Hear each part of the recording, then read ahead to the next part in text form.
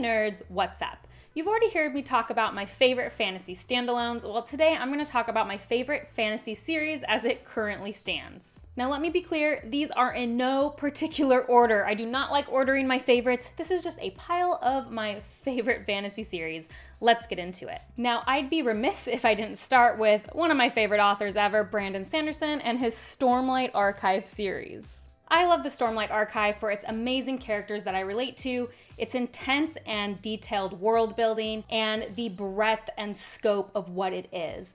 It is for those fans of really long, epic fantasy series, because that's what this is. And I know that this isn't finished, at least not even the first 5 books are finished, which is the first part. But if you can trust anyone, it's Brandon Sanderson to deliver on his promises, and I am so excited for the next book to come out. The next series I want to talk about is a trilogy, also by Brandon Sanderson, the Mistborn trilogy, Era 1 by Brandon Sanderson. I absolutely love the mystery and how it weaves together in those novels.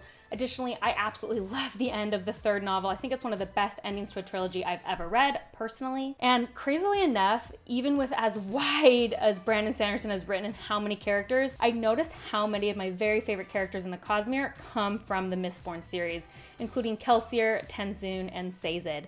There are just so many great characters.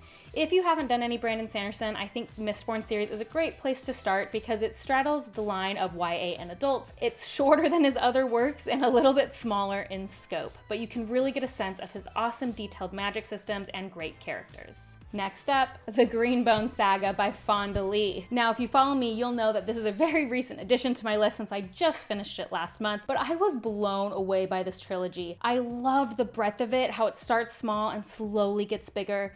I think it has amazing examples of character growth and character change, and you really care about the characters because you are with them so long in worlds. This was also one of the series I feel like was the most stressful to read. It is action-packed and keeps you going the whole entire time.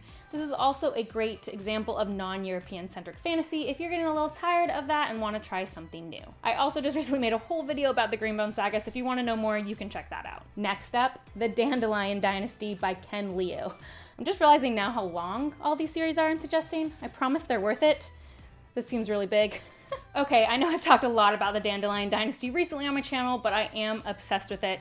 It is another great example of non-European centric fantasy and also actually draws on a lot of real Chinese history to influence it. There are some amazing, complex characters, so many great characters in this novel, and especially female characters who are complex and movers of the story, particularly from Wall of Storms on.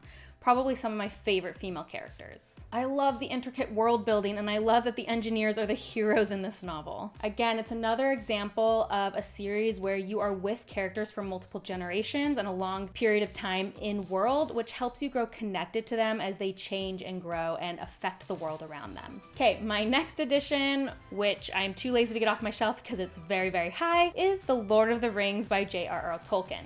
Now you're probably thinking, everybody says The Lord of the Rings. Yeah, because it's good and it deserves the hype, and I'm here to say it. If you watch my video on The Lord of the Rings, it being overrated or not, you'll know that I went into The Lord of the Rings much later in life than most people have read it, even after I'd already seen the movies, and I went into it thinking that I would think it was overrated, and then I was proven wrong because it's incredible. I love Tolkien's world building, I love his writing, there's a reason he's a legend. The next trilogy I'm going to talk about is technically sci-fi and not fantasy, but I read mostly sci-fi standalones and not enough series to make my own list on it, so I'm going to include it here, which is the Remembrance of Earth's Past trilogy by Ken Liu, and you may know it more as the Three Body Problem trilogy. I actually read this year as a part of challenging myself to read all the Hugo nominations, which is a video I'm going to do soon. I just haven't read enough of them yet. I want to do a decade at a time, and I fell in love with the Three Body Problem, so much so that I read the other two in the trilogy pretty fast right afterwards. This is a trilogy that's just full of intense ideas. It's not even that I agreed with all of them necessarily about Liu's vision for the future, but I was so blown away by the intricate ideas that were presented in the scientific detail, and it just really made me think about our universe and our place in it in a really new way, and I always love a book that can challenge the way I think. I do want to give you a quick warning about these books, which is that they are not character books. You really have to think of the characters as just representing ideas. They don't feel like fully formed humans or people that could necessarily exist. So if you are a very character-driven person, this series probably isn't for you. But if you can get past that and just look at the ideas it's exploring, I think you'll love it. The next one I want to talk about is Discworld by Terry Pratchett. Now, I have only read like a fourth of Discworld so far. I've only read 10 of the novels out of, I think, 41. So this may feel premature, but I feel like I know that I am in love with Pratchett's writing. I've enjoyed every Discworld book I've read. There hasn't been a bad one in the bunch. And so I'm pretty positive I can say this. Now, series of 41 may feel overwhelming, but luckily all of the novels in Discworld can almost be read as a standalone. They're all complete stories, while characters move in between them, and they're kind of sub-series that focus on character arcs within certain characters. They're very easy to just read one at a time and take a big break and go back to them, which makes it a little bit more accessible. Pratchett's a legend. If you want to experience a legend, read a Discworld novel. If you love humor and the satirization of the fantasy genre, you need to read Pratchett. His satire is so on point and is so relevant today, even for his books that are 30 years old. It feels like it could have been written today. You've got to give Discworld a try. The next one is Wheel of Time by Robert Jordan. Now, I was too lazy to take these off my shelf because there's 14 of them, so here's a little shot I got of them. This was my first adult fantasy series ever. It's the one I chose to move from YA to adult, and you know what? I still love it. I was a little worried when I went back to reread so many years later for the show. I was like, is this not gonna hold the same thing to me? And as I reread the first 3 novels, I was like, no, you know what? I still love it. This is amazing. I love, again, it's the breadth. It's the high fantasy with a lot of moving pieces, a lot of characters, a lot of locations, a lot of magic. And I just love that. And if you saw my Chosen One video, you'll know that I think Randall Thor is one of the best examples of a Chosen One I've ever read. I really love his internal struggles and how it plays out in the course of the 14 books. And last but not least, the First Law series by Joe Abercrombie. Now, you'll notice I said the First Law series and not the First Law trilogy, because although I liked the trilogy a lot, obviously have gone on to try to read all of Abercrombie's works, I really like the series in its entirety. Its series including these standalones. Now, I haven't yet read the last trilogy. I'm pretty positive I'm gonna love it. I've heard so many things about the Age of Madness trilogy.